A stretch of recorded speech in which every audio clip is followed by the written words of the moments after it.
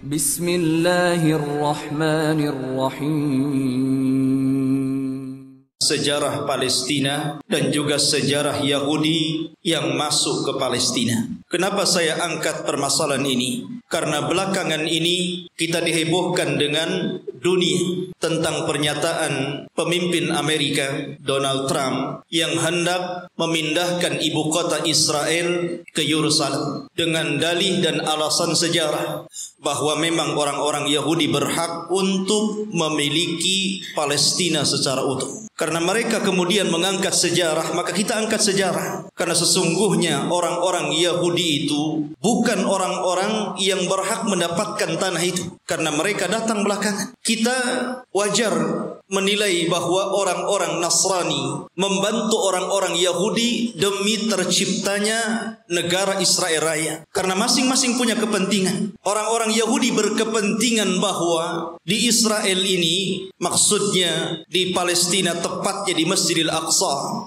mereka meyakini bahwa disitulah Haikal Sulaiman. Dan Haikal itu maksudnya tempat yang dulu pernah dibangun oleh Nabi Sulaiman. Mungkin semacam masjid bagi orang Islam seperti itu. Dan tidak besar, hanya beberapa meter kali beberapa meter saja. Dan orang-orang ini berusaha untuk menggali situs-situs itu dan ingin mendirikan kembali Haikal Sulaiman dan merobohkan Masjidil Aqsa. Karena mereka punya keyakinan kalau Haikal ini terbangun, maka inilah puncak kejayaan orang-orang Yahudi dan akan menguasai dunia menurut keyakinan mereka. Lalu apa ikut campur tangan orang-orang Nasrani? Kenapa orang-orang Nasrani membantu orang Yahudi? Bukankah ini kepentingan Yahudi? Karena Nasrani juga memiliki kepentingan yang sama. Sama-sama bercita-cita, bermimpi ingin menguasai dunia dengan terbangunnya Haikal Sulaiman ini. Karena menurut keyakinan orang-orang Nasrani, apabila Haikal Sulaiman ini sudah terbangun, maka Isa bin Maryam akan turun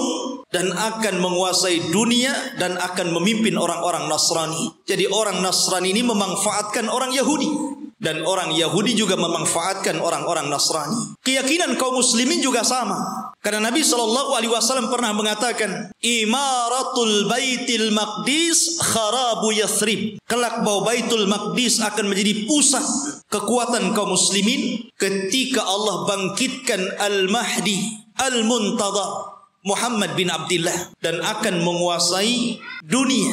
Jadi rupanya tiga agama ini punya kepentingan masing-masing. Yahudi punya kepentingan, Nasrani punya kepentingan, dan tentunya kita kaum muslimin juga punya kepentingan. Sama-sama bermimpi akan menguasai dunia. Tapi bagi umat Islam ini bukan mimpi, tapi ini sebuah kenyataan. Nabi SAW yang bersabda bahwa kelak kekuatan kaum muslimin akan menyatu di Syam, tepatnya di Palestina. Ma'asyiral muslimin rahimani wa rahimakumullah. Maka kita akan angkat sejarah Palestina dan juga sejarah orang-orang Yahudi ini. Sebelum saya angkat sejarah ini, saya ingin menjelaskan tentang fadail Palestina dulu, keutamaan negeri Palestina ini. Negeri Palestina, ikhwan, di situ adalah ada satu kiblat yang dijadikan kiblat pertama dalam Islam. Karena ketika Nabi SAW salat, di awal salat sebelum Allah Subhanahu wa taala memalingkan kiblat, maka kiblatnya Rasul dan para sahabat menuju Baitul Maqdis. Barulah setelah kemudian Nabi SAW berdoa kepada Allah agar kiblat itu dialihkan ke Masjidil Haram. Turunlah ayat, qad nara taqalluba wajhika fis sama falanwalliyannaka kiblatan tardaha fawalli wajhaka syatral Masjidil Haram. Baru setelah turun ayat ini, maka Nabi SAW kemudian menyuruh seluruh kaum muslimin sejak hari itu, bahkan sampai hari ini, bahkan sampai kiamat dibangkitkan, bahwa kiblat kita telah dirubah dari kiblatnya orang-orang Yahud menjadi kiblat kaum muslimin ke Baitullah Al-Haram. Dari sini menunjukkan bahwa ada sejarah bahwa Baitul Maqdis yang ada di Palestina adalah kiblatnya kaum muslimin. Dan Nabi SAW pernah di-Isra' Mi'rajkan oleh Allah dan sempat salat di Baitul Maqdis, bahkan menjadi imam bagi para nabi. Kemudian ikhwatu fiddin yang dimuliakan Allah Azza wa Jalla, negeri Palestina ini adalah negerinya para nabi dan rasul. Negeri ini adalah negerinya para nabi dan rasul. Negerinya Ibrahim alaihi salatu wassalam, negerinya Ishak, negerinya Yakub, negerinya Ismail dilahirkan di situ walaupun kemudian hijrah ke Mekah. Negerinya Daud alaihi salatu wassalam, negerinya Nabi Yusuf, negerinya Sulaiman, negerinya Yahya, dan para nabi banyak diutus di negeri ini. Jadi negeri ini adalah negerinya para nabi. Bahkan sebagian para nabi dikubur di sini. Seperti Ibrahim alaihi salatu wassalam dikubur di Khalil, Palestina. Kemudian juga Nabi Yusuf alaihi salatu wassalam dahulu dikubur di Mesir, tapi kemudian jasadnya dibawa ke Palestina dan dikubur di Palestina. Kemudian juga kuburannya Nabi Ishak alaihi salatu wassalam, kuburannya Nabi Yakub, Nabi Harun, Nabi Musa, seluruh para nabi ini dikubur di Palestina. Jadi ini memang negerinya para nabi, ikhwan. Negeri yang sangat suci, negeri tersuci ketiga setelah Mekah, Madinah, kemudian Syam. Dan Nabi SAW pernah bersabda, Tuba lisyam, Tuba lisyam, Tuba lisyam. Kata Nabi SAW, beruntung orang-orang Syam itu, beruntung orang-orang Syam itu, beruntung orang-orang Syam itu. Kemudian sahabat bertanya, kenapa wahai Rasul? Karena Syam, para malaikat Allah mengepak-ngepakkan sayapnya di atas negeri itu. Dan Palestina bagian daripada negeri Syam. Ma'asyiral muslimin, kita tahu bahwa Masjidil Aqsa adalah memiliki keistimewaan yang sangat besar. Sebagaimana ketika Allah Subhanahu wa taala menyebutkan keistimewaan Masjidil Haram, kemudian Masjidil Nabawi, maka Masjidil Aqsa juga sama. Orang yang salat di situ sebanding dengan orang yang salat 500 kali salat di masjid-masjid yang lainnya. Ini keistimewaan yang sangat besar. Bahkan para nabi, para ulama, orang-orang saleh banyak berziarah ke masjid ini. Negerinya para ulama, negerinya kitab-kitab. Banyak para ulama yang kemudian terlahir di negeri Palestina. Kita tahu bahwa Imam Syafi'i lahir di mana? Di Gaza, Gaza Palestina. Di sana ada Al-Asqalan. Kita kenal dengan Al-Imam Ibnu Hajar Al-Asqalani, Asqalan Palestina.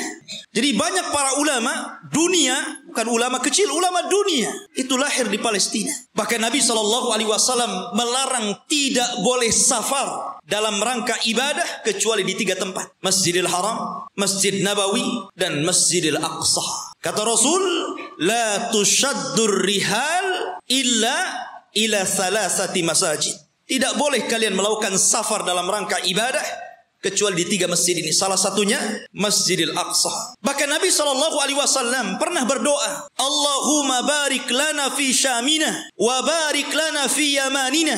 Ya Allah, berkahi negeri Syam kami. Ya Allah, berkahi negeri Yaman kami. Di sini Rasul mendahulukan Syam kemudian Yaman, menunjukkan bahwa Syam lebih utama dibandingkan Yaman. Ini menunjukkan bahwa Syam negeri yang penuh berkah. Rasul yang mendoakan.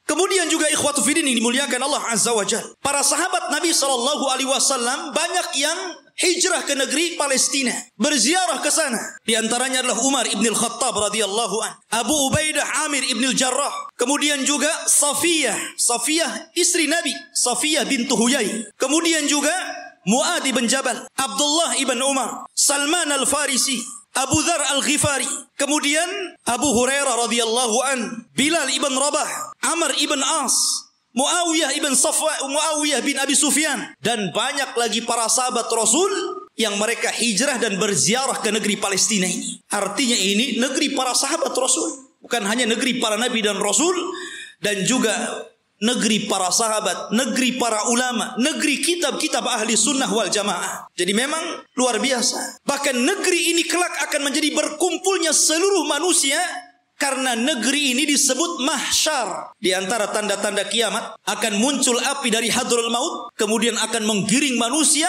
dan mengumpulkan di Syam. Saat itulah kiamat dibangkitkan. Ma'asyiral muslimin, dan banyak lagi kalau kita bercerita tentang keutamaan Palestina. Lalu sejarahnya, kapan negeri ini memiliki penduduk dan manusia?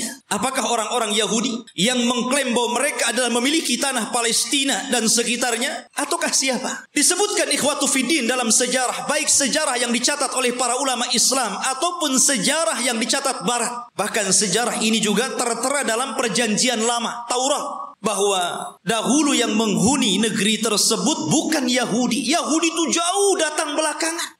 Bagaimana mungkin kemudian Yahudi mengklaim bahwa itu adalah tanah mereka? Mereka datang belakangan. Mereka adalah umat yang terusir dari Mesir. Orang-orang Yahudi hidup di Mesir dari Bani Israel. Kemudian dibawa hijrah oleh siapa? Musa. Nabi Musa alaihi salatu wassalam yang membawa Bani Israel sampai ke Palestina. Jadi mereka itu datang belakangan. Lalu siapa yang pertama kali, menurut situs sejarah ada yang mengatakan bahwa orang-orang yang menempati negeri itu adalah satu kabilah yang bernama Kan'aniyun. Kan'aniyun ini kabilah keturunan dari Syam ibn Nuh alaihi salatu wassalam. Artinya ini kabilah dari Jazirah Arab. Jadi orang Arab yang pertama kali memiliki tanah itu. Jadi dahulu ketika terjadi terjadi paceklik yang luar biasa di Jazirah Arab, sehingga banyak kelaparan dan meninggal, maka kemudian mereka mencari tanah untuk hidup, karena mereka sudah tidak bisa hidup lagi di Jazirah Arab. Maka mereka pun berhijrah sampailah ke negeri yang hari ini disebut dengan Palestina. Jadi mereka adalah kabilah Kan'aniyun. Kabilah Kan'aniyun, kabilah dari Arab. Dan mereka memiliki beberapa kabilah. Ada namanya kabilah Amuriyun. Kabilah Amuriyun ini kabilah yang hidup di lembah-lembah di Palestina. Kemudian ada kabilah namanya Yaguthiyun. Dan mereka hidup di negeri di sekitar Al-Quds, yang kita kenal dengan Masjidil Aqsa, Baitul Maqdis. Kemudian adapun Kan'aniyun, maka mereka hidup di satu daerah yang bernama Arihah. Dan Arihah adalah kota tertua di dunia. Belum ada kota di zaman itu kecuali Arihah. Makanya Arihah itu kota tertua di dunia. Belum ada kota kecuali ini. Lah hiduplah kabilah namanya Kan'aniyun. Ma'asyiral muslimin rahimani wa rahimakumullah. Lalu kenapa muncul kalimat Palestina? Kalau antum membaca dalam perjanjian lama Taurat, bahkan disebutkan juga dalam Injil, tidak ada kalimat Bani Israel atau Yahudi.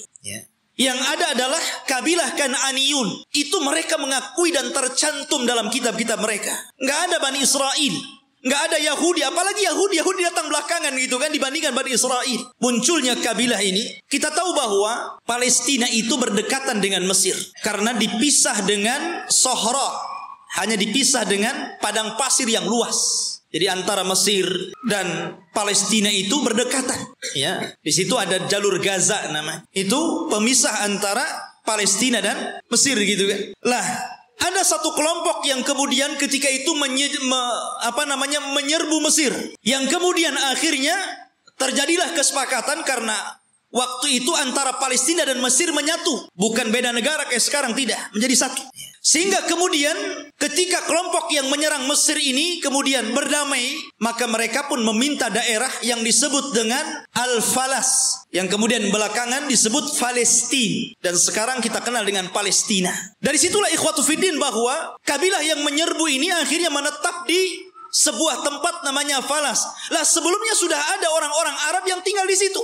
Sehingga kemudian akhirnya karena berlalunya zaman, berlalunya masa, berkembangnya mereka, akhirnya saling menikah sesama mereka. Antara Yaguthiyun, Amuriyun, kemudian juga Kan'aniyun. Akhirnya tidak ada daerah yang lebih dikenal daripada Falas, yang kemudian belakangan disebut Palestina. Itulah sejarah penamaan Palestina.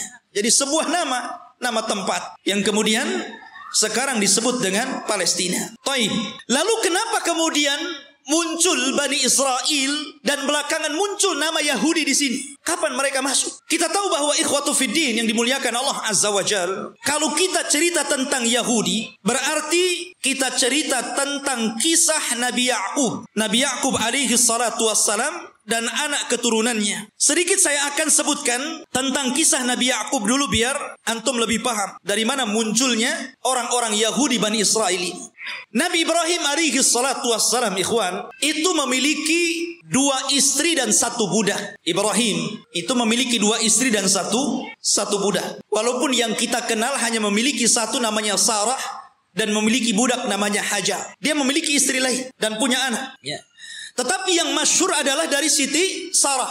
Lahirlah seorang yang kemudian menjadi nabi penerus Ibrahim namanya Ishak. Nabi Ishak. Dari Ishak inilah kemudian lahir namanya Ya'qub. Ya'qub ini banyak saudaranya. Dan selalu ada konflik antara Ya'qub dan saudara-saudara Ya'qub yang lainnya. Lah Ya'qub ini anak Ishak yang paling saleh, yang kemudian menjadi penerus Ishak, menjadi nabi juga, Nabi Ya'qub namanya. Sehingga dia terkadang di malam hari selalu menyendiri. Selalu pergi di malam hari. Dalam bahasa Arab, pergi di malam hari itu namanya Isra. Makanya ada Isra, ada Mi'raj. Isra itu perjalanan malam yang ditempuh Rasul dari Masjidil Haram ke Masjidil Aqsa. Ya. Kemudian karena Yakub ini selalu berjalan tengah malam, makanya kemudian dia pun disebut Israil. Karena Isra itu diambil dari suka berjalan tengah malam. Tapi ada juga yang mengatakan Isra itu artinya abdun dan il itu adalah Allah. Jadi artinya Abdullah. Karena Yakub itu selalu beribadah kepada Allah Subhanahu wa taala. Maka orang-orang di zaman itu karena menggunakan bahasa Ibrani menyebutnya sebagai Israil. Jadi penamaan Israil itu dari siapa? Nabi Yakub. Ya. Dan Nabi Yakub alaihi salatu wassalam itu memiliki 4 istri. 2 sah dan 2 budak. Maksudnya yang 2 sah istri dia dan 2 budak. Dan semuanya melahirkan anak. Sehingga jumlahnya menjadi 12. Lah dari salah satu istri Nabi Yakub namanya Rahil, lahirlah seorang nabi yang kelak akan meneruskan Yakub kenabiannya. Namanya Yusuf. Dan juga saudaranya namanya Binyamin. Kita tahu bahwa sejarah ini ma'ruf, sering diceritakan kan. Yusuf dizalimi saudara-saudaranya. Akhirnya kemudian dibuang ke sumur. Kemudian dipungut oleh para pedagang. Sampailah di Mesir. Kemudian dibeli oleh para pejabat Mesir. Kemudian belakangan menjadi bendaharawan Mesir. Dari sinilah kemudian Yusuf memborong seluruh keluarganya dari Palestina menuju Mesir. Tidak ada satupun keturunan Yakub yang tinggal di Palestina. Semua berangkat ke Mesir. Tidak ada satupun. Jadi 12 saudara Nabi Yusuf itu semuanya berangkat ke Mesir. Dan ditampung oleh Nabi Yusuf alaihi salatu wassalam. Karena dia telah menjadi pejabat besar di Mesir. Bendaharawan. Dan sangat dihormati oleh kerajaan Mesir ketika itu. Lah selama Nabi Yusuf hidup, maka Yakub dan anak-anaknya diberikan sebuah daerah. Kemudian mereka hidup di situ dan mereka mendapatkan fasilitas yang luar biasa disebabkan oleh Nabi Yusuf alaihi salatu wassalam. Maka beranak pinaklah orang-orang ini yang kemudian keturunan dari 12 putra Yakub disebut Bani Israil. Keturunan Israil. Nabi Yakub. Selama mereka berada di Mesir dan Nabi Yusuf masih hidup, mereka dihargai. Mereka hidup senang, hidup mewah. Mereka berkembang biak luar biasa. Tapi setelah Nabi Yusuf alaihi salatu wassalam meninggal dunia, mulailah kemudian Mesir menekan mereka. Mulailah suku Kipti, suku terbesar ketika itu yang menguasai Mesir, rajanya namanya Fir'aun, mulailah menjajah Bani Israel ini. Belakangan kemudian Bani Israel menjadi budaknya Fir'aun. Budaknya Fir'aun. Tertindas mereka. Karena tertindas inilah, maka kemudian Allah Subhanahu wa taala utus kepada mereka secara singkat siapa? Nabi Musa. Nabi Musa diutus kepada mereka menjadi rasul Bani Israel dan untuk mendakwahi Fir'aun. Dan subhanallah ikhwan, kita tahu bahwa di zaman Bani Israel diutusnya Nabi Musa alaihi salatu wassalam kepada mereka, Bani Israel ini menyaksikan 9 mukjizat besar di hadapan mereka dengan mata mereka sendiri. Ketika mukjizat itu turun kepada bangsa Fir'aun, orang-orang Bani Israel juga melihat. Dan 9 mukjizat itu disebutkan di dalam Al-Quranul Karim. Yang pertama, mukjizat yang kita dikenal dengan Hajar. Batu yang mengeluarkan 12 mata air.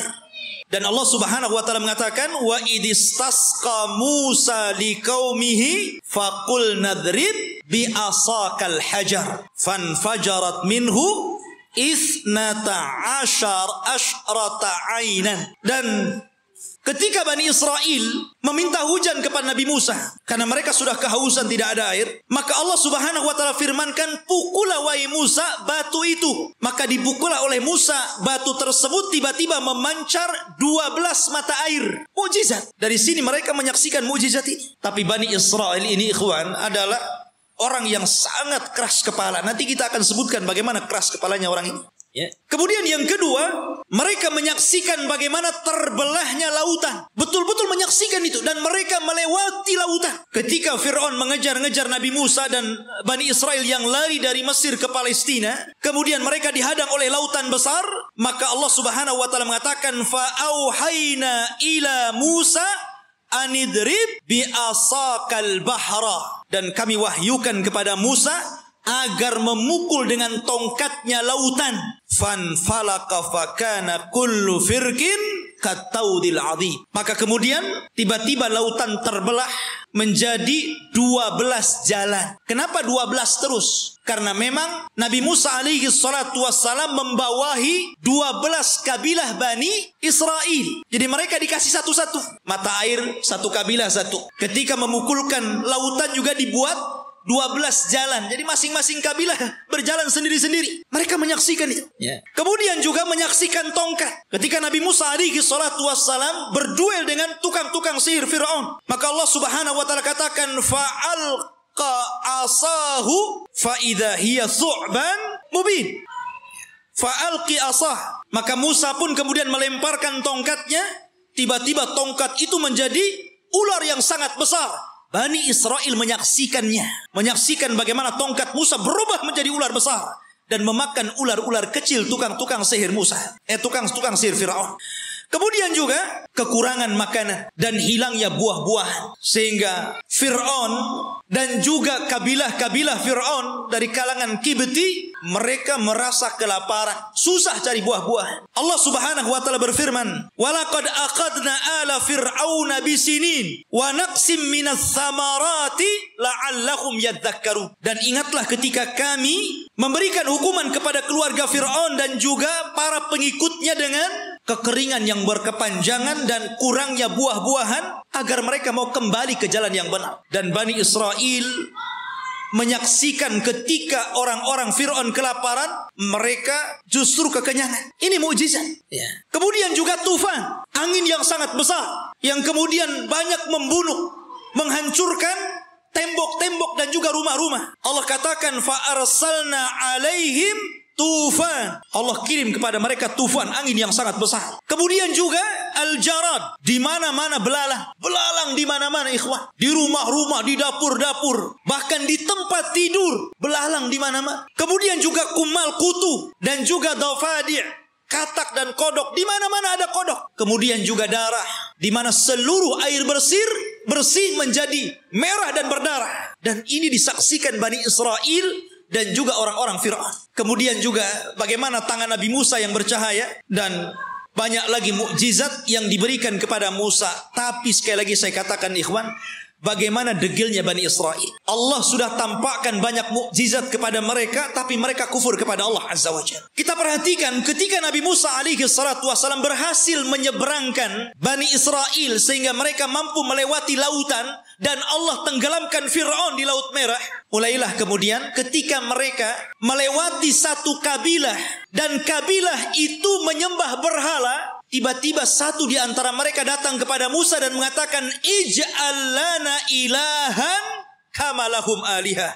Hei Musa, jadikan untuk kami berhala-berhala sebagaimana mereka punya berhala untuk disembah. Lihat, Allah sudah tampakkan 9 mukjizat. Harusnya mereka makin beriman, kan begitu? Ini sudah diseberangkan. Lihat ada orang yang berhala, minta pula berhala. Bani Israel, ikhwan. Inilah wataknya orang-orang Yahudi. Makanya Nabi SAW ketika perang Hunain kemudian melewati ada pohon yang di zaman jahiliyah selalu digantungkan pedang dengan keyakinan bahwa kalau mereka gantungkan pedang di situ, maka pedang itu akan ditransfer kekuatan dan apabila dipakai maka pedang itu akan mudah untuk membunuh musuh. Itu keyakinan orang musyrik tabaruk dengan pohon bidara. Maka sahabat mengatakan, ya Rasulullah, jadikan jugalah pohon sama seperti pohonnya orang-orang musyrik, biar sebelum perang kita gantungkan juga pedang kita di situ. Oh, Rasul marah. Allahu Akbar, kata Rasul. Kalian ini persis seperti Bani Israel yang mengatakan kepada Musa, jadikan untuk kami banyak berhala sebagaimana mereka banyak berhala. Lihat. Akhirnya kemudian Rasul marah dan mengatakan, innakum qaumun tajhalun, kalian ini bodoh. Sudah dikasih hidayah tauhid mau syirik pula. Tidak cukup ikhwatu fiddin, selama perjalanan Nabi Musa alaihi salatu wassalam hijrah menuju Palestina. Ketika itu ikhwatu fiddin, Nabi Musa alaihi salatu wassalam diperintahkan Allah subhanahu wa ta'ala selama 40 malam untuk datang ke Bukit Saina yang disebutkan dalam Al-Quran itu Tur. Namanya ada Suratul Tur. Di situ ada bukit namanya Bukit Saina, Bukit Tur Sina. Maka Nabi Musa meninggalkan Bani Israel dan menyerahkan kepada saudaranya Harun. Jadi Harun itu sebagai wakil Musa supaya menjaga akidah Bani Israel, karena dia akan diturunkan kitab termulia pertama yang Allah turunkan, namanya Taurat. Nabi Musa berangkat menuju Tur, kemudian Allah turunkan Taurat dan Allah catat Taurat dengan tangannya. Satu-satunya kitab yang dicatat oleh Allah langsung adalah Taurat. Maka Musa pun kemudian membawa Taurat itu pulang. Sesampainya di Bani Israel, marah Musa. Kenapa? Rupanya Bani Israel yang dulu menyembah Allah, tiba-tiba mereka berubah menjadi penyembah patung sapi, namanya Samiri. Bayangkan, ditinggal 40 hari bisa kufur. Padahal mereka sudah melihat 9 mukjizat besar. Bani Israel ya. Mereka sudah melihat 9 mukjizat, hanya ditinggal 40 hari oleh Nabi Musa bisa kafir menyembah Samiri, patung sapi. Maka kemudian Nabi Musa marah kepada siapa? Kepada Harun. Sampai disebutkan di dalam Al-Quran, Nabi Musa marah, kemudian mengambil rambutnya Harun dan memegang janggutnya seperti ini, kemudian tarik ke depan. Kalau antum nggak ada janggutnya susah lah. Pegang kepala, pegang janggut, kemudian ditarik sama Musa. Maka Nabi Harun mengatakan, ya bena la ta'khud bilihyati wa birasi. Wahai anak saudara kandung, jangan kau ambil kepala dan janggutku. Kemudian, innal qauma istad'afuni wa kadu yaqtulunani. Sesungguhnya Bani Israel itu tidak menganggap aku, bahkan mereka mau membunuhku. Sudah meremehkan Nabi Harun, mereka pula akan membunuh Nabi Harun. Jadi kalau Nabi Harun menghalang-halangi mereka menyembah Samiri, maka Harun akan dibunuhnya. Kata Harun, bisa apa aku? Maka kemudian Nabi Musa alaihi salatu wassalam diturunkan oleh Allah Azza wa Jal satu syariah agar mereka bertobat. Bagaimana cara bertobatnya? Mereka diberikan pisau dan agar mereka membunuh diri-diri mereka. Gara-gara mereka sudah beralih agama, menyembah Samiri. Dan Allah Subhanahu wa taala katakan, wa idz qala Musa liqaumihi ya qaumi innakum zalamtum anfusakum bittikhadikumul ijla fatubu ila bari'ikum faqtulu anfusakum. Dan ketika Musa berkata kepada kaumnya, hei kaumku, kenapa kalian mendolimi diri kalian? Kenapa kalian berubah keyakinan kalian? Kalian sembah Samiri, patung sapi itu. Maka bertobatlah kalian kepada Allah dengan cara bunuhlah diri-diri kalian. Lihat, tobatnya zaman dulu ngeri, Pak. Ya. Ini tobatnya zaman dulu. Kalau orang sekarang enak tobatnya kan. Orang muslim kemudian murtad, tinggal balik lagi syahadat. Orang dulu nggak kayak gitu ya. Kalau murtad ambil pisau bunuh. Untung antum jadi umatnya Rasul. Di umatnya Nabi Musa berat. Ya. Tobatnya megang pisau dibunuh sendiri. Maka Nabi Musa mengatakan, taatilah hukum Allah ini. Isma'u wa ati'u. Dengarkan dan taati. Tiba-tiba mereka mengatakan, sami'na wa asaina. Ya, kami dengar, tapi kami bermaksiat. Gak mau. Makanya Nabi SAW pernah marah kepada para sahabatnya gara-gara ketika Allah Subhanahu wa taala turunkan ayat di akhir surah Al-Baqarah, ketika Allah Subhanahu wa taala berfirman tentang masalah amalan hati yang akan dihisab. Wa in tukhfu ma fi sudurihim wa in tubdu aw tukhfuhu yuhasibkum bihillah.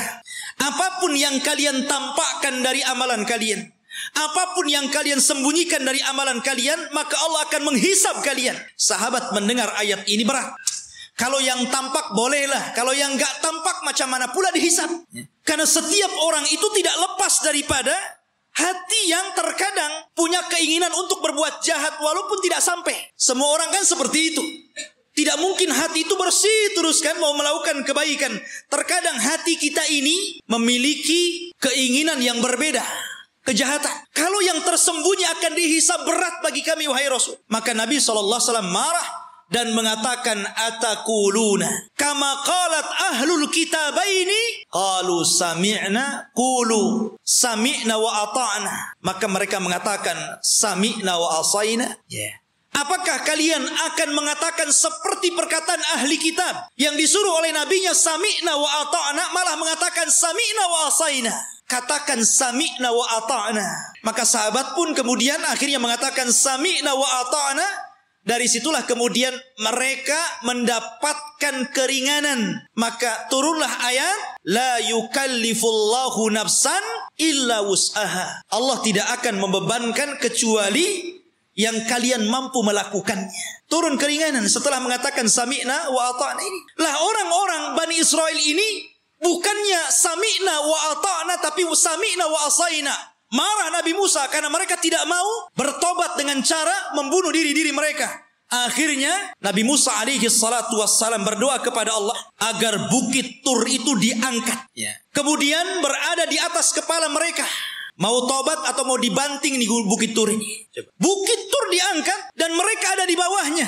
Dan Allah katakan, wa idna taqnal jabala fawqahum ka'annahu dhullatun wa dhannu annahu waqi'un bihim khudhu ma atainakum biquwwah wadhkuru ma fihi la'allakum tattaqun. Allah gambarkan itu. Dan ketika kami angkat gunung Tur itu, kemudian seolah-olah gunung itu akan menimpa mereka. Kemudian mereka diingatkan dengan nikmat Allah. Diingatkan bagaimana mereka dulu diperbudak oleh Fir'aun, kemudian diselamatkan oleh Musa, kemudian diberikan nikmat yang banyak. Kalian masih kufur? Barulah ketika bukit akan dibantingkan kepada mereka, barulah mereka mengambil pisau dan membunuh mereka. Oh, jadi mereka melaksanakan itu kalau di bawah ancaman. Itulah Bani Israel, Yahudi itu. Ma'asyiral muslimin rahimani wa rahimakumullah. Belum sampai di situ. Ketika sebagian mereka melihat bagaimana saudara-saudara mereka harus membunuh diri-diri mereka karena mereka telah berpindah keyakinan menyembah Samiri, rupanya yang melihat kejadian itu juga tidak mau bertobat, tetap juga kufur. Suatu ketika mereka meminta kepada Nabi Musa alaihi salatu wassalam untuk diturunkan maidatan minas sama, makanan tetapi langsung yang membuat Allah dan diturunkan dari langit. Bisa bayangkan coba, minta makanan tapi diturunkan dari langit. Apakah kemudian keinginan mereka ditolak? Tidak, keinginan mereka dikabulkan. Subhanallah. Akhirnya diturunkan makanan namanya manna wassalwa. Manna, diturunkan makanan itu jatuh dari langit, kemudian bergantungan di pohon-pohon. Maka mereka tinggal naik, tinggal diambil makanan itu. Kemudian salwa, sejenis daging burung. Enak makanannya. Gimana enggak enak, langsung dari langit makanannya. Subhanallah. Akhirnya ikhwatu fiddin, mereka bosan. Asik makan itu saja, bosan akhirnya. Kemudian akhirnya karena bosan, maka mereka meminta kepada Nabi Musa alaihi salatu wassalam ingin sayur mayur. Bosan dengan ini katanya. Saya ingin sayuran, ada bawang merah, ada bawang putih. Sehingga mereka mengatakan wa id qultum ya Musa lan nasbiru ala ta'amin wahid. Dan ketika kalian berkata kepada Nabi Musa, "Hei Musa, kami tidak sabar dengan satu makanan ini saja. Saya minta makanan yang lain." Akhirnya mereka meminta kepada Nabi Musa itu sayur mayur, mimbakliha wa kithaiha wa fumiha wa adasiha wa basaliha. Ya Allah, dikasih makanan enak, mau makanan yang enggak enak. Maka Allah Subhanahu wa taala mengatakan, atastabdiluna alladhi huwa adna billadhi huwa khair ihbitu misra. Kenapa kalian memilih makanan yang enggak enak dan membuang makanan yang enak? Kalau hanya ingin sayur mayur, bawang-bawangan, sana ke Mesir. Antum tinggal pergi ke kota, beli ada. Kenapa mesti harus kemudian diturunkan dari langit? Degilnya Bani Israel. Sudah Allah Subhanahu wa taala utamakan mereka, tetap saja mereka kufur kepada Allah Subhanahu wa taala. Bahkan suatu ketika ikhwatu fiddin, ini masih di tengah perjalanan hijrah mereka sampai ke Palestina ini, di sepanjang jalan mereka itu diperlihatkan mukjizat yang banyak. Akhirnya suatu ketika ada salah seorang terbunuh. Kemudian Allah Subhanahu wa taala mewahyukan kepada Nabi Musa agar memotong seekor sapi betina. Kemudian dipukulkan dagingnya kepada orang yang mati, maka dia akan hidup sesaat dan akan menyebut siapa pembunuhnya. Tapi orang Bani Israel ini tidak mau melaksanakan dan mengira itu adalah olok-olokan dari Musa. Gimana Musa ini? Kita ini mencari siapa yang membunuh orang ini. Kenapa disuruh menyembelih seekor sapi? Apa kaitan pembunuhan dengan seekor sapi? Maka Musa mengatakan, sudah, lakukan saja. Kalau mereka melakukan, selesai sebenarnya. Tapi mereka mengatakan, sapinya seperti apa? Warnanya kayak apa? Kemudian sapi ini sudah dibajak atau belum? Coba nyari yang susah. Akhirnya kemudian disifatkan tuh oleh Allah Subhanahu wa taala bagaimana sapinya. Sapinya safraun faqi'un launuha tasurrun nadhirin. Warnanya harus kuning mengkilat, yang kalau orang lihat itu senang. Kan belum tentu ada orang senang. Ini harus senang kalau orang-orang melihat. Susah juga kan? Awanun baina dzalik, Harus nggak boleh tua, nggak boleh muda. La dalulun fihi wala, dan tidak juga pernah dipekerjakan, artinya tidak pernah dijadikan untuk membajak sawah dan kebun. Pokoknya sulit. Makanya Allah mengatakan hampir-hampir mereka tidak mendapatkan sapi itu. Bukan tidak ada sapinya, ada sapinya, tetapi mereka tidak sanggup menebusnya. Karena Allah takdirkan sapi itu yang punya anak yatim. Kemudian karena itu satu-satunya warisan dari orang tuanya, anak yatim yang saleh dari keluarga yang saleh. Maka malaikat menjelma manusia, ngomong sama anak yatim itu, nak, nanti sebentar lagi ada orang yang akan menawar sapimu. Jangan kau kasih kecuali kau jual dengan seberat emas seberat sapimu. Dibayangkan coba. Kumpulkan emas seberat sapi itu gimana itu? Ya. Akhirnya kemudian karena memang itulah syaratnya gitu kan, harus membeli sapi dengan seberat emas sebesar sapi. Ya terpaksa orang-orang mengumpulkan apa yang diminta anak itu. Kaya anak ini kan gitu. Ya, seperti itu ta'anutnya orang-orang Bani Israel. Jadi memang, orang Bani Israel ini keras kepala. Jadi antum jangan kayak Bani Israel, keras kepala. Ya. Bahkan setelah kejadian ini, betul-betul mendapatkan sapi, kemudian dipukulkan kepada orang mati dan hidup lagi, kemudian menyebut siapa pembunuhnya. Bukannya mereka bertobat dengan melihat mukjizat ini, bahkan summa qasat qulubuhum. Malah keras hatinya, ikhwan. Makin keras. Bahkan Allah mempermisalkan, kalau hati ini keras, batu loh, kalau terkena tetesan air bisa bolong, tapi hatinya Bani Israel lebih keras daripada batu. Bayangkan, itu Bani Israel. Seperti itulah orang-orang Yahudi. Akhirnya ikhwatu fiddin, setelah kemudian mereka pun berjalan jauh meninggalkan Mesir gitu. Ada sebuah kejadian, mereka tersesat dan tidak bisa masuk dan meneruskan perjalanan karena ada satu wasiat Nabi Yusuf yang belum pernah mereka tunaikan. Di mana Nabi Yusuf itu berwasiat agar jasadnya dipindah dari Mesir dan dikubur di Palestina. Dan ketika itu tidak ada yang tahu di mana letak kuburan Nabi Yusuf alaihi salatu wassalam kecuali seorang nenek tua. Dan ini teringat dengan kisah Rasul ketika pulang dari peperangan. Ketika itu Nabi SAW kehabisan bekal. Kemudian singgah di salah satu perkampungan di perbatasan Madinah. Perkampungan orang-orang Yahudi yang terusir dari Madinah karena berkhianat. Rupanya Rasul dijamu oleh seorang nenek Yahudi. Karena sudah kehabisan bekal, maka Rasul pun mampir dan diberikan jamuan yang luar biasa. Nabi itu tidak pernah melupakan kebaikan orang, walaupun yang berbuat baik itu orang kafir. Karena balasan yang baik itu harus kebaikan, ikhwan. Orang kalau sudah berbuat baik kepada antum, telah memberikan jasa kepada antum, apakah berupa ilmu, berupa pendidikan, harusnya dibalas dengan kebaikan, bukan malah dizalimi orang tersebut. Ya. Lah, Nabi SAW tidak seperti itu. Walaupun yang berbuat baik orang kafir, dia akan berusaha untuk berbuat baik kepada orang yang telah berbuat baik kepada dia. Jadi dia ngomong sama nenek itu, "Nek, kamu sudah berbuat baik kepada saya. Kira-kira apa yang akan kau minta?" Karena Rasul kan baru pulang dari peperangan, banyak membawa harta ghanimah, harta rampasan perangan. Kata nenek tersebut, "Karena engkau memintanya wahai Muhammad, aku ingin seorang pembantu. Berikan untukku pembantu agar aku bisa hidup tenang. Ada yang ngurus pembantuku." Maksudnya budak untuk membantu dirinya di rumahnya. Kata Rasul, "Baik, saya akan kasih." "Apalagi, Nek?" Kata nenek tersebut, "Aku ingin seekor unta agar kalau kemana-mana aku tidak jalan kaki. Aku kan punya kendaraan." Dan unta di zaman itu, ikhwan, kendaraan yang mewah. Makanya Rasul SAW kalau mempermisalkan sesuatu itu pasti dengan unta. Kata Rasul kepada Ali, "Wahai Ali, kalau lantaran lisanmu ada satu orang dapat hidayah, lebih baik daripada unta merah." Karena unta merah itu kendaraan yang termahal. Sebutkan kendaraan hari ini, termahal berapa miliar harganya, triliun begitu kan. Itulah unta merah. Makanya Nabi SAW ketika menikah dengan Khadijah, maharnya itu dengan unta. Ya, bukan dengan sapi, bukan dengan kambing, tapi dengan unta. Dan tidak tanggung-tanggung 20 ekor unta. Itu maharnya Rasul. Dan semuanya betina. Di mana unta betina lebih mahal dibandingkan unta jantan. Anda bisa bayangkan satu unta itu, kalau antum membeli satu buah Avanza itu bisa. Berarti maharnya Rasul itu 20 mobil Avanza. Coba. Tapi saya yakin ibu-ibu paling diberi seperangkat alat sholat. Ya kan? Gak apa-apa, Bu. Lebih senang karena apa? Kalau ada masalah dengan suaminya, kemudian terpaksa harus menggugat cerai, kan mudah mengembalikan maharnya kan? perangkat alat sholat saja, ambil perangkat alat sholat saja. Tapi kalau antum kasih 2 Avanza saja, bingung tuh istri antum mau gugat cerai itu kan. Ini dikembalikan di 2 Avanza, dari mana saya akan belikan gitu kan? Mikir dia. Ya. Nabi SAW nih memuliakan perempuan dengan unta.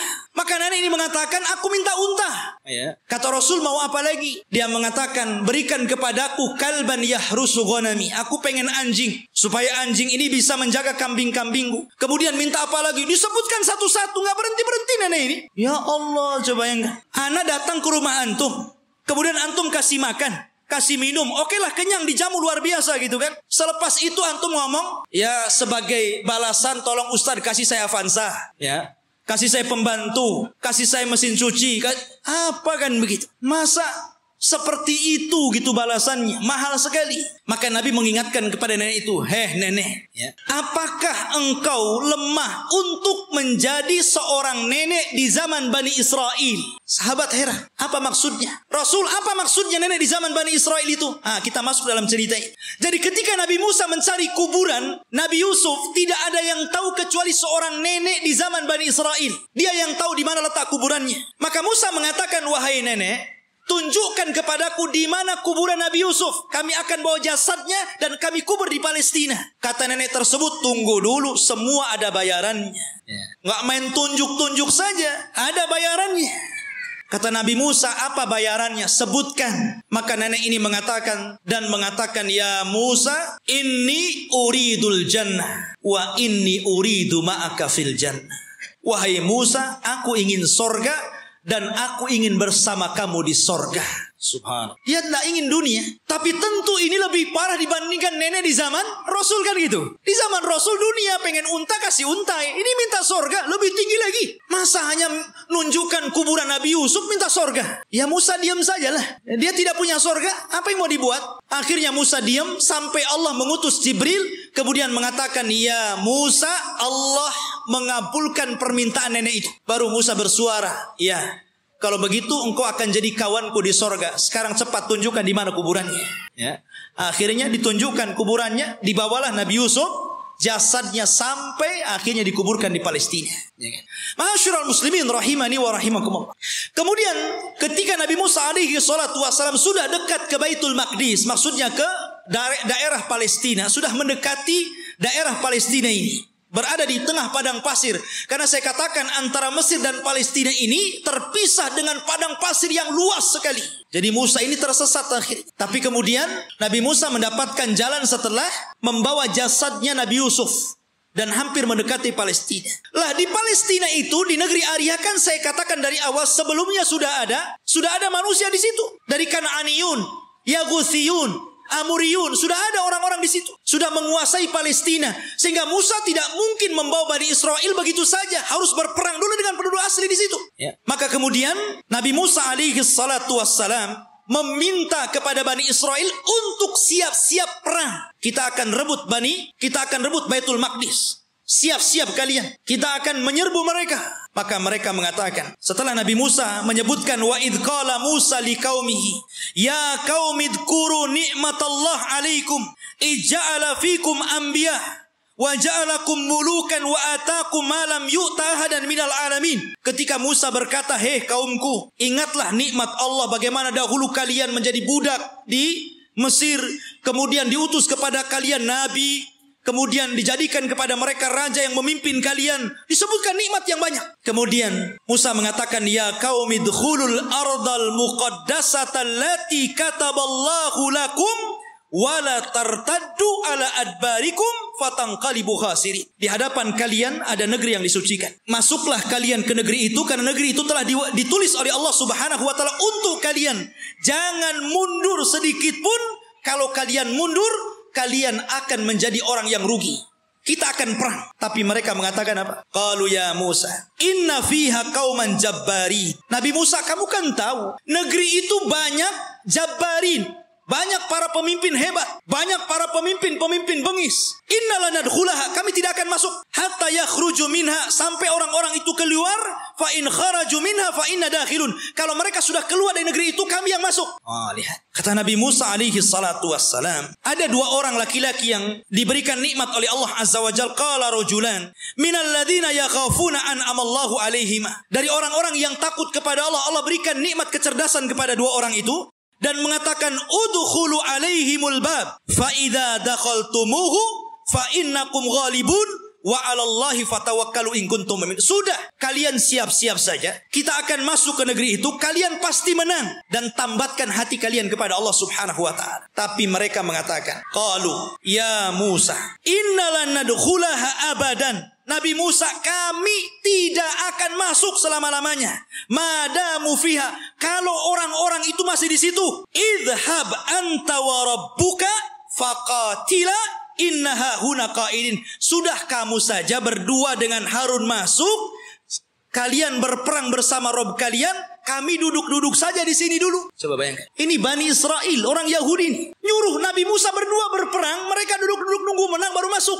Makanya perbedaan sahabat Rasul dengan perbedaan sahabat Nabi Musa alaihi salatu wassalam tidak demikian. Mereka mengatakan kami berperang bersama Rasul. Ketika perang Ahzab dan dimenangkan kaum muslimin, darah para sahabat belum kering, masih bercucuran, belum lagi beristirahat. Tiba-tiba Nabi SAW diwahyukan malaikat Jibril dan mengatakan, hei Muhammad, katakan kepada pasukanmu, para sahabatmu, berangkat ke Bani Quraidah, kepung mereka, serbu mereka, karena mereka sudah berkhianat. Sahabat belum istirahat, baru menang di perang Ahzab. Darah mereka masih bercucuran.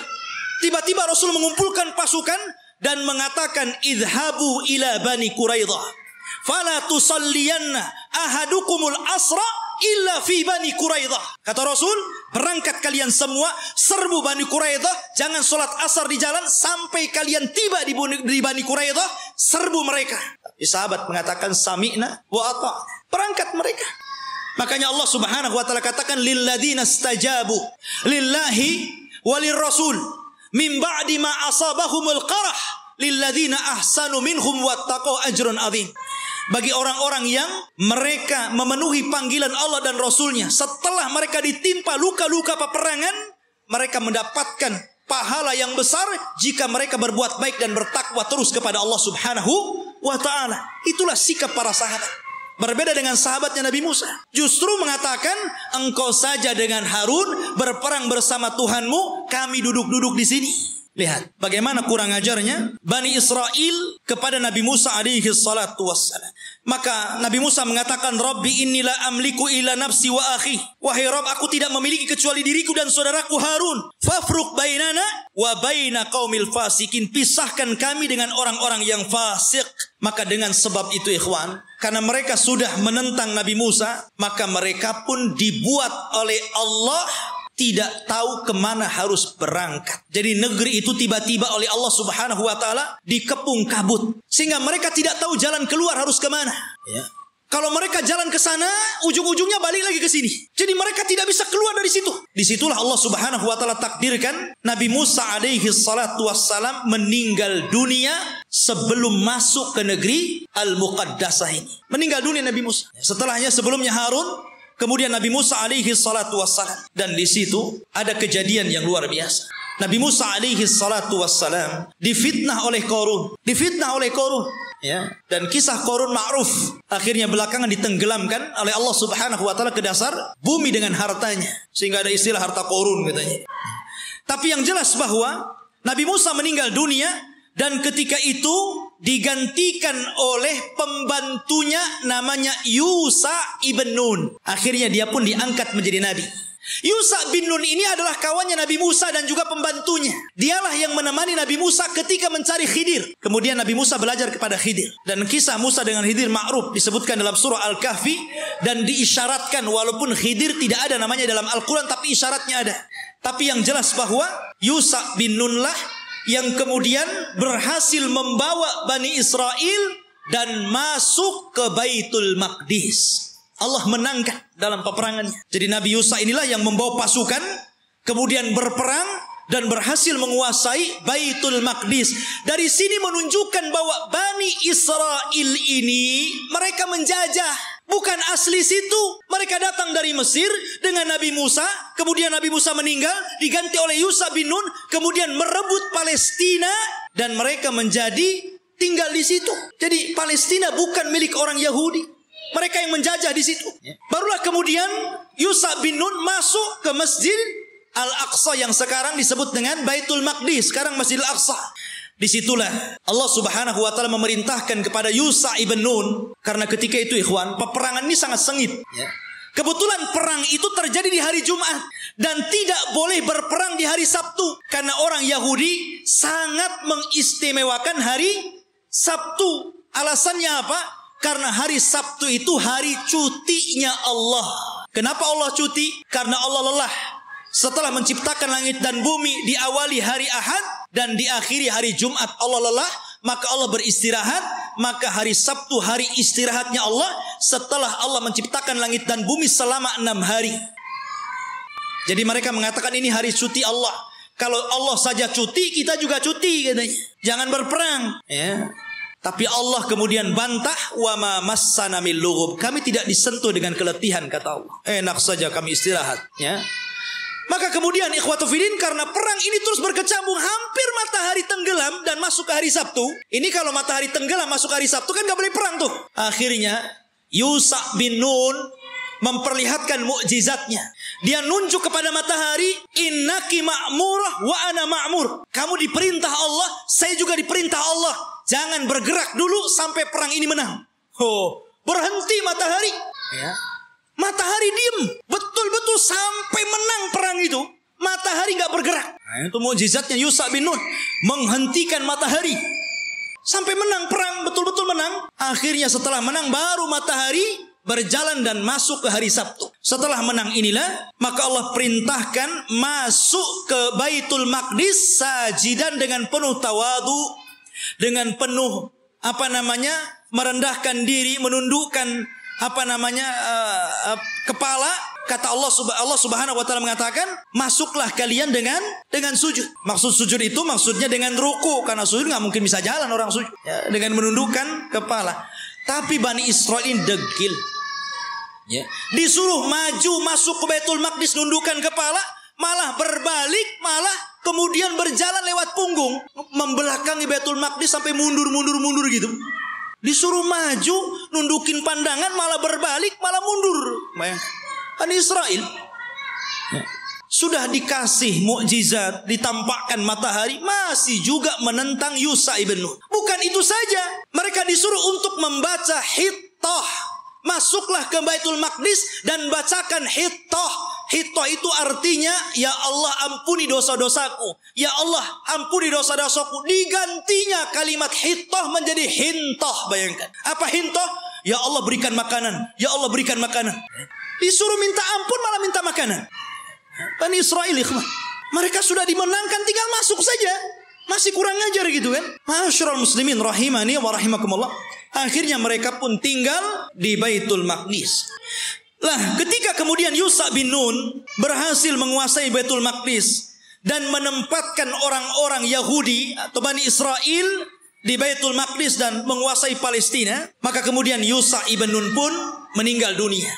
Ketika Yusha ibn Nun meninggal dunia, maka di sini ikhwatu fiddin yang dimuliakan Allah Azza wa Jalla, ketika itu Bani Israel memiliki beberapa hukum. Pertama, mereka dipimpin oleh para nabi.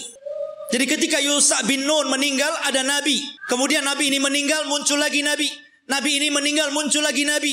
Bahkan ada satu tempat itu nabinya 3, rasulnya 3. Diutus banyak para nabi, ribuan para nabi diutus. Ketika itu yang memimpin para nabi. Akhirnya Bani Israel bosan, asik nabi terus yang mimpin. Kami mau raja, nggak mau nabi. Nah, bayangkan, nolak nabi mau raja.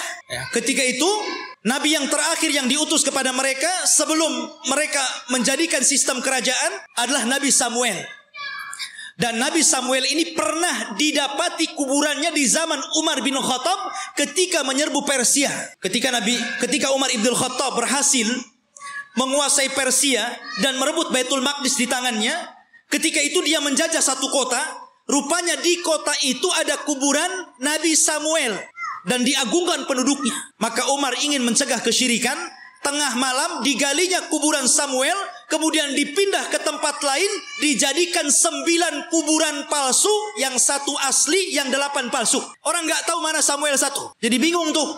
Yang tadinya suka minta-minta ke kuburan, bingung. Ini ada 9 kuburan, yang mana 1 yang Samuel ini. Coba kalau kuburan wali kayak gitu ya, bingung orang. Dikubur tuh. Dikubur tempat lain malam-malam, dibuat kuburan palsu banyak-banyak. Di zaman Umar bin Khattab. Makanya Umar itu orang yang paling keras dalam penyimpangan tauhid. Ketika ada orang yang kemudian mulai sholat di satu pohon yang dulu Rasul pernah berbaiat, namanya Baiatur Ridwan, karena sudah mulai digunakan sholat, meminta-minta, ditebang pohon itu sama Umar. Nggak boleh ada orang kesini lagi, walaupun Rasul pernah berbaiat di sini. Harusnya antum begitu. Kalau ada pohon beringin, orang minta-minta di situ, ambil singso, tebas tuh beringinnya. Tapi baca Bismillah dulu ya. Nanti antum kesurupan pula di beringin. Khotufidin yang dimuliakan Allah Azza wa Jalla. Kemudian akhirnya kata Nabi Samuel, baik, karena ketika itu ikhwatu fiddin yang dimuliakan Allah Azza wa Jalla, karena terjadi perang saudara, maka muncullah di luar dari Bani Israel ada satu kelompok besar namanya Jalut. Jalut ini orangnya besar-besar raksasa ya, dan punya pasukan besar. Dialah yang kemudian mengambil tabut. Mengambil tabut, tabut itu isinya apa? Isinya pusaka-pusaka Nabi Musa.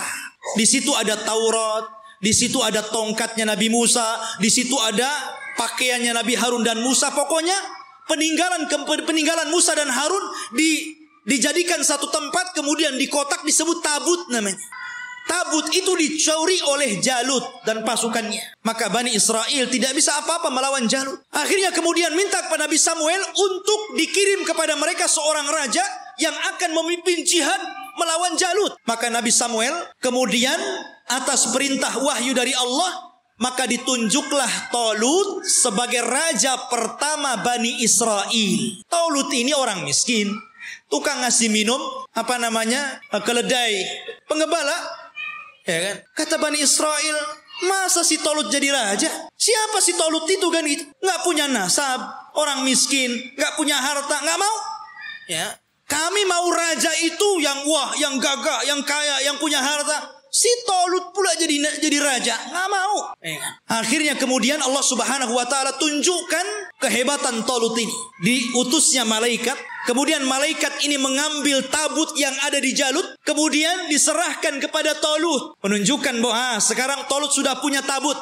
Kalian nggak percaya juga dengan Talut? Dari situlah sebagian mereka mulai mau mengikuti Talut dan sebagian yang lainnya mau menolaknya. Maka Talut mengatakan, kita akan berangkat jihad, persiapkan kalian. Tapi Allah akan menguji kalian. Kalau nanti kalian melewati sungai, jangan banyak minum di situ.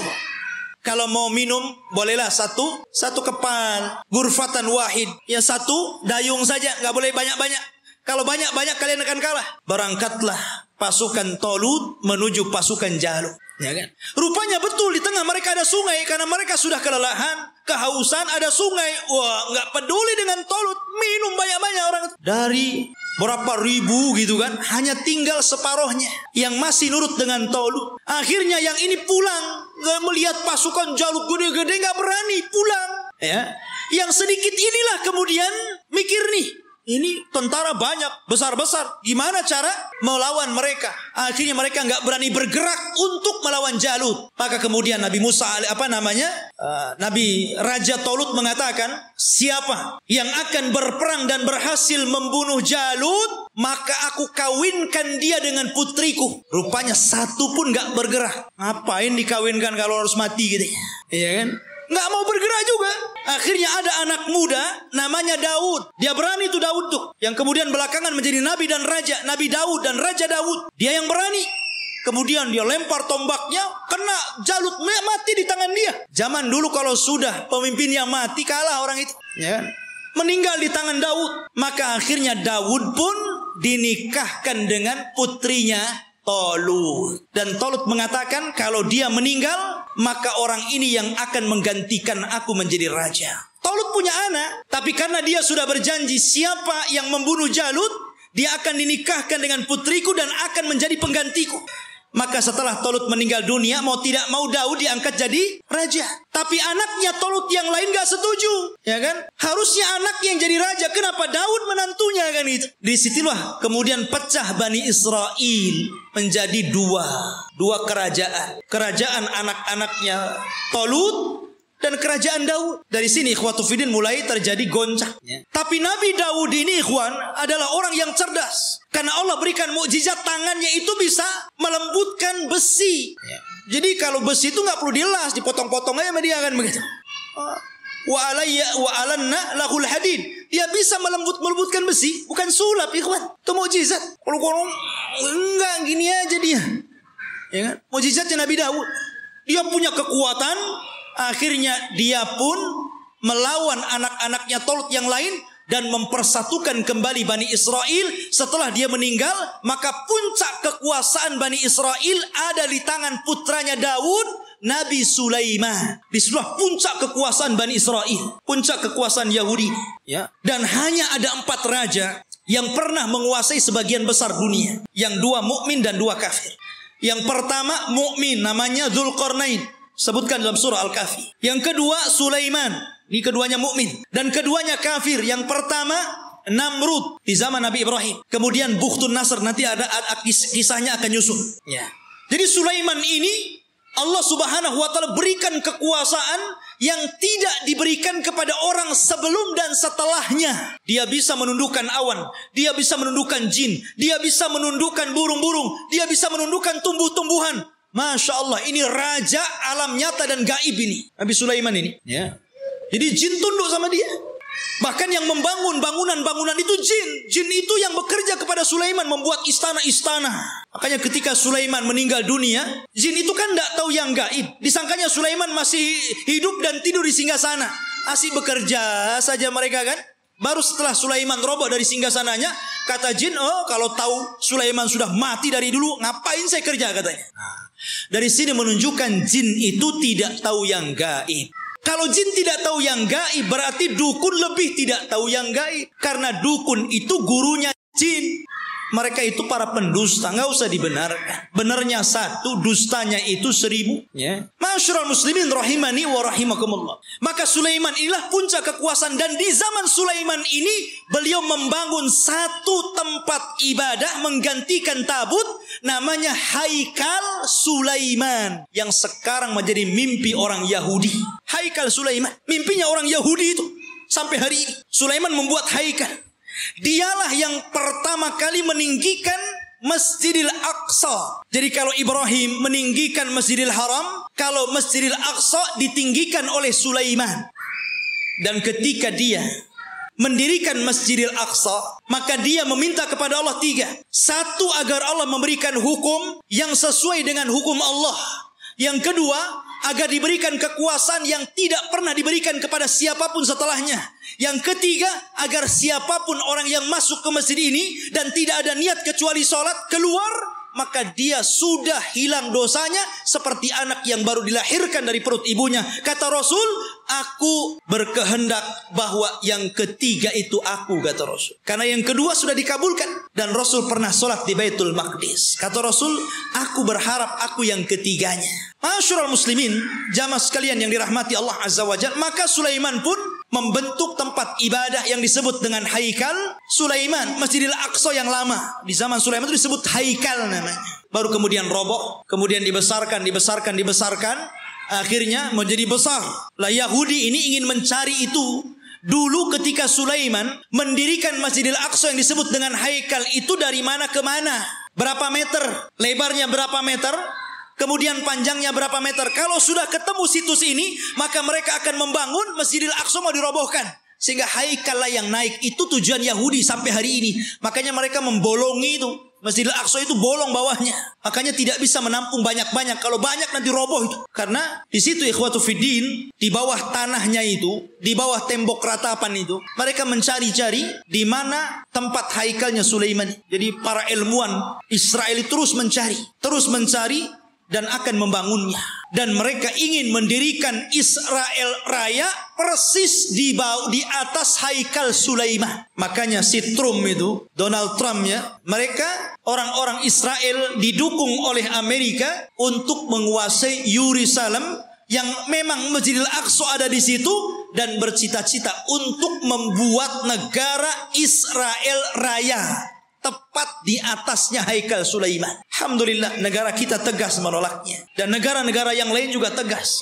Bukan hanya orang Islam, di luar Islam pun sebagian mereka menolak. Tapi yang jelas saya katakan, yang namanya Yahudi dan Nasrani itu akan sekongkol sampai pun ketika Malhamatul Kubra di akhir zaman, perang besar yang tidak ada perang setelahnya, tetap saja Yahudi dan Nasrani itu akan sekongkol melawan kaum muslim. Masyarul muslimin, sampailah ketika Sulaiman meninggal dunia, anak-anak Sulaiman ini mulai berebut kekuasaan. Karena berebut kekuasaan, goncanglah Bani Israel. Sudah tidak ada raja lagi. Raja itu cuma 3 di zaman Bani Israel, Talut, Daud, dan Sulaiman. Setelah itu nggak ada raja lagi. Akhirnya mereka pun berpecah. Satu demi satu berpecah. Lemahlah orang-orang Yahudi.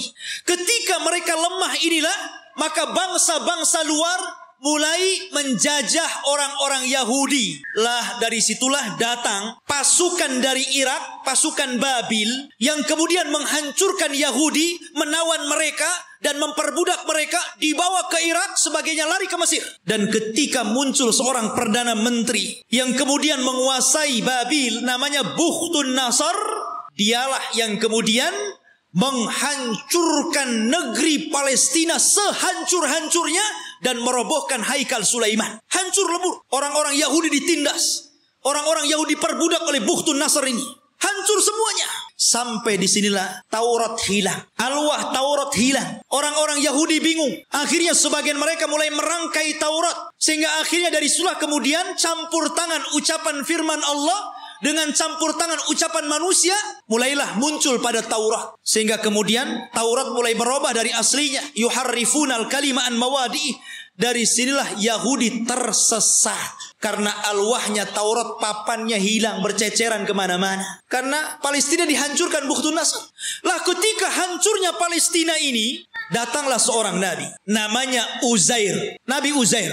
Ya kan? Datang. Kemudian melihat kehancuran Palestina yang luar biasa. Haikal Sulaiman roboh, kota Palestina hancur, orang Yahudi dibantai, orang Yahudi diperbudak di Babil, Irak, gitu kan? Maka dia berpikir, kaifa yuhyillahu ba'da mautiha? Bagaimana Allah bisa menghidupkan kota yang hancur setelah dulu kota ini sangat ramai, sangat indah, sangat bagus. Akhirnya Allah Subhanahu wa taala menidurkan Nabi Uzair 100 tahun.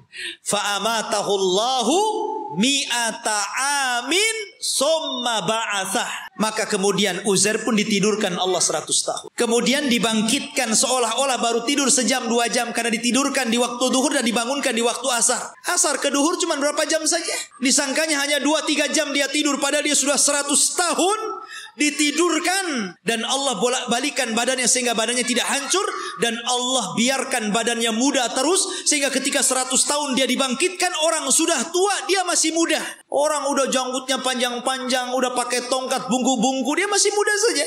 Maka ketika dia mencari rumahnya, ya namanya rumahnya ya tahu di mana. Rupanya rumah itu masih ingat di mana letaknya. Rupanya di situ ada nenek. Rupanya nenek ini dulunya bekas pembantunya, lebih muda jauh, tapi sekarang lebih tua jauh. Siapa kamu? Saya Uzair. Uzair dah mati 100 tahun, kok aku Uzair pula, katanya. Mana buktinya kau Uzair? Akhirnya ditunjukkan bukti-buktinya. Kaget nenek ini. Oh, kamu ini tuan saya, kamu Uzair. Menyebarlah nama Uzair di Bani Israel. Maka orang pun menganggap Uzair itu anak Tuhan. Wa qalatil yahudu Uzair ibnullah wa qalatin nasara al-masih ibnullah. Berkata orang Yahudi Uzair itu anak Allah, berkata orang Nasrani al-Masih ibnullah, anak Allah. Karena Uzair masih hidup. Mereka katakan ini anak Allah, kalau bukan anak Allah nggak mungkin hidup selama ini, dan masih muda. Dan ketika dia mencari puing-puing papan-papan Taurat, dia tidak tahu di mana letaknya. Maka Allah ilhamkan mampu menghafal Taurat dengan pemikirannya. Sehingga orang-orang menyangka Musa saja membaca Taurat dari papan, dia membaca Taurat dari pikirannya, berarti dia adalah anak Allah. Orang Yahudi bilang Uzair anak Allah. karena mampu menghafal Taurat. Tuh lihat. Kenapa orang Islam tidak dikatakan anak Allah? Banyak orang yang hafal Quran. Anak kecil aja si Musa bisa hafal Quran. Kenapa enggak Musa anak Allah? Al-Quran itu luar biasa ikhwan. Semua bisa menghafal Al-Quran. Bisa Quran dihafal. Anak kecil bisa hafal Quran. Tapi enggak ada sejarah orang hafal Taurat. Enggak ada sejarah pastor hafal Injil. Enggak ada. Tapi Taurat dan Injil tidak bisa dihafal. Tapi Quran bisa dihafal. Ini mukjizat. Quran itu bisa. Walaqad yassarna Qur'ana lidzikri. Allah mudahkan Quran itu untuk diingatnya. Ma'asyiral muslimin rahimani wa rahimakumullah. Maka itu kisah Nabi Uzair. Akhirnya kemudian Yahudi pun ditindas. Maka setelah kemudian zaman Bukhtun Nasr berlalu, datanglah Persia menyerbu dan menang. Maka orang-orang Yahudi dikembalikan ke Palestina. Setelah itu datang Romawi dan memenangkan Persia. Akhirnya orang Yahudi diperbudak lagi. Sebagian mereka hijrah sampai ke Madinah. Inilah sejarah kenapa dahulu di zaman Rasul ada orang-orang Yahudi di Madinah. Karena ketika Romawi berhasil mengarahkan Persia, maka orang-orang Yahudi banyak yang diperbudak, sebagian mereka lari. Dan mereka punya ramalan bahwa kelak akan muncul seorang nabi di tanah yang banyak pohon kurma, yang kemudian belakangan disebut Yathrib dan belakangan lagi disebut Madinah Al-Munawwarah. Berangkatlah mereka ke Madinah. Suaka besar-besaran, ya. Tapi kemudian setelah tahun 1700-an belakangan ke sini gitu kan, maka mulailah orang-orang menggagas untuk mengumpulkan orang Yahudi, kemudian mengumpulkan di Palestina. Kemudian pada tahun 1940-an gitu kan, barulah kemudian atas bantuan Inggris dan Amerika, akhirnya orang-orang Yahudi diresmikan untuk membuat negara sendiri yang sekarang disebut Israel. Israel, bukan Bani Israel. Karena kerajaan Israel ini, ikhwan, itu berbeda dengan Yahudi. Itu dua pecahan yang berbeda. Ya, Yahudi ini keturunan Yahuda. Kalau Israel berbeda. Karena Israel ini masih mengagungkan para nabi. Tapi Yahudi itu membenci para nabi. Mereka lah yang membunuh Nabi Zakaria sehingga digergaji sampai mati. Dialah yang membunuh Nabi Yahya bin Zakaria, disembelihnya sampai mati. Dia pula mengklaim sudah membunuh Nabi Isa bin Maryam dan mengatakan anak zina dan dibunuhnya. Walaupun Al-Quran mengingkari terbunuhnya Isa dan mengatakan Isa tidak dibunuh, Isa disalib, Isa tidak disalib, dan Isa diserupakan bahkan dia diangkat ke langit. Tapi orang Yahudi mengklaim sudah membunuh Isa. Itulah kisahnya orang Yahudi. Jadi orang Yahudi yang sekarang ini hanya sandiwara orang-orang itu. Orang-orang kafir, orang-orang Inggris dan Amerika saja. Mereka membuat cerita bahwa seolah-olah itu adalah tanah mereka. Demi Allah, sejengkal pun bukan tanah Yahudi. Bagaimana kemudian Donald Trump mengumumkan untuk memindahkan ibu kota Yerusalem sebagai ibu kota Israel dan akan mendirikan Israel Raya di atas Baitul Maqdis. Maka kita harus bangkit.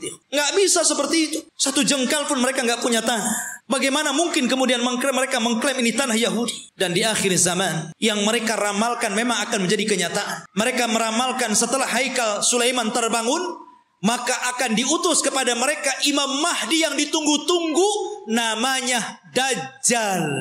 Dajjal itulah Imam Mahdi yang ditunggu-tunggu mereka. Makanya kita lihat simbol Zionis itu simbol mata.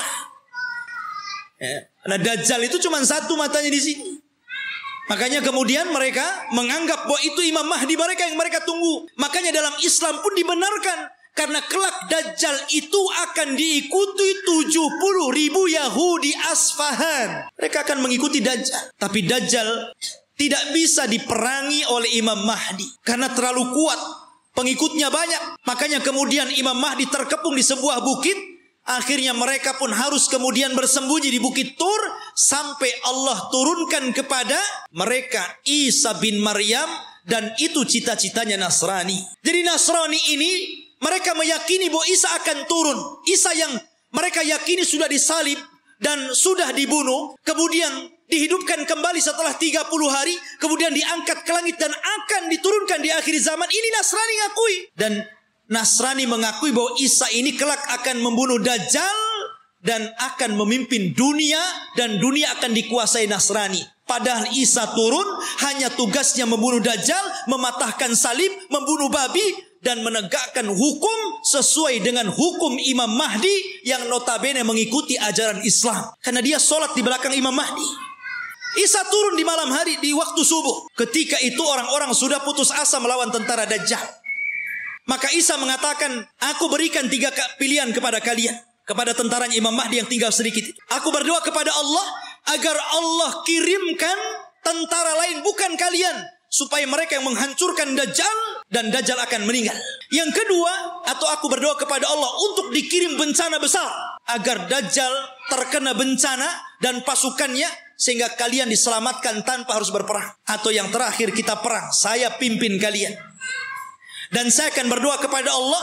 Agar pasukan Dajjal tidak sanggup mengangkat senjata. Kalian tinggal penggal lehernya. Aku yang menghadapi Dajjal. Kata mereka yang ketiga enak nampaknya. Akhirnya mereka pilih yang ketiga. Berangkatlah setelah sholat subuh. Mereka tinggal menggal kepala. Orang Yahudi, Nasrani dan para pengikut Dajjal gak bisa apa-apa. Akhirnya mereka kalah, tunggang langgang, lari bersembunyi di batu. Batu bicara, hei ini Yahudi di belakang, bunuh dia. Lari di mana-mana. Di setiap tempat dia sembunyi, makhluk Allah bicara di situ. Kecuali satu pohon yang tidak mau bicara, namanya pohon Ghorqat. Hadis ini bocor kepada orang Yahudi sehingga Yahudi nanam banyak-banyak pohon Ghorqat di Israel, tapi sayang kemarin kebakaran. Nanam lagi dari awal. Masyarul muslimin rahimani wa rahimakumullah. Ghorqat ini nggak mau ngomong. Ya, makanya orang Yahudi, Ghorqat ini bukan cemara. Memang bentuknya kayak cemara, tapi cemara bukan Ghorqat. Ya. Nanti antum pula lihat cemara ditebangnya. Ini pohonnya Yahudi, nanti Yahudi sembunyi di sini katanya. Bukan, Ghorqat lah, bukan cemara. Ya. Intinya ikhwatu fillah yang dimuliakan Allah Azza wa Jalla, maka Dajjal berhadapan dengan Nabi Isa dan Isa pun berhasil membunuh dan membawa kepalanya. Kemudian diberitahu kepada orang-orang bahwa dia telah membunuh Dajjal. Maka sebagian yang selamat dari orang-orang Nasrani kemudian beriman kepada Isa bin Maryam atas syariat Muhammad.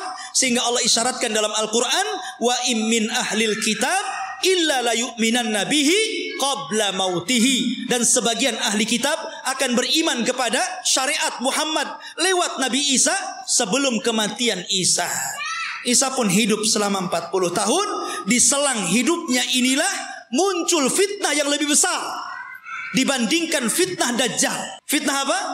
Munculnya satu kabilah yang bernama Ya'juj dan Ma'juj. Dari keturunan Yafis ibn Nuh alaihi salatu wassalam. Satu kaum yang tidak bisa diperangi, tidak bisa dibunuh. Pasukan mereka banyak. Satu dari kita 999 dari mereka. Anda bisa bayangkan. Jadi kalau kita melawan mereka, jadi satu dari kita melawan 999 dari mereka. Oh, bayangkan. Sehingga ketika Allah azab dengan mengutus ulat dan mereka mati semua dengan ulat tersebut, bangkai mereka rata. Sehingga setiap satu jengkal di tanah ada bangkainya. Nabi Isa berdoa kepada Allah agar Allah bersihkan bangkai-bangkai mereka. Maka diutuslah burung pemangkai bangkai, tapi juga tidak habis semuanya. Maka Isa berdoa lagi agar diturunkan hujan dan banjir besar. Akhirnya membawa jasad itu ke lautan dan menjadikan bumi kembali subur. Maka dari situlah mulailah berlangsung tanda-tanda alamat besar. Karena alamat besar itu kalau sudah datang, maka tasalsul akan terus berganti sampai kiamat dibangkitkan. Oleh karena itulah ikhwatu fiddin, inilah kisah Palestina dan Yahudi. Semoga menjadi pencerahan dan pengetahuan bagi kita. Semoga Allah Subhanahu wa taala mendoakan saudara-saudara kita yang ada di Palestina dan menggagalkan keinginan orang-orang kafir untuk menjadikan Yerusalem sebagai ibu kota Israel yang akan dibentuk sebuah negara Israel Raya. Mimpi mereka. Tapi kita umat Islam tidak akan setuju dengan itu. Kita doakan terus agar saudara-saudara kita dimenangkan oleh Allah dan dihancurkan orang-orang kafir. Subhanakallah bihamdika asyhadu an la ilaha illa anta astaghfiruka wa atubu ilaik. Allahu ta'ala alam. Assalamualaikum warahmatullahi wabarakatuh.